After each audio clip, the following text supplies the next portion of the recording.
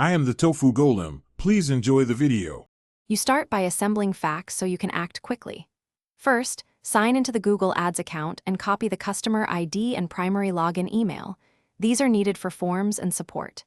Next, export change history, recent creatives, and billing records as PDFs because Google asks for evidence.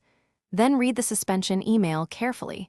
Note the specific policy cited and the timestamp. Once done, you'll know whether this is a verification, payment, or policy violation matter, and choose the right fix.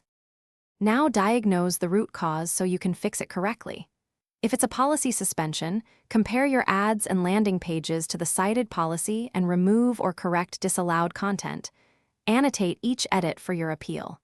If it's verification, gather government ID and business registration. If it's payment, resolve holds or update banking details.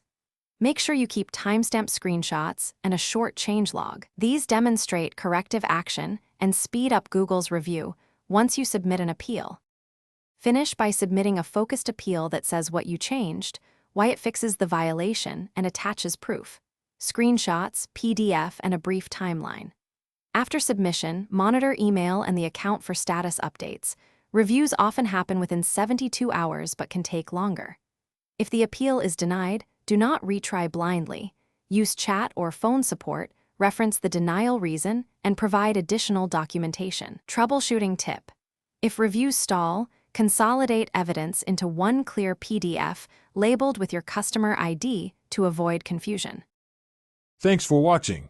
Consider subscribing if we helped you today.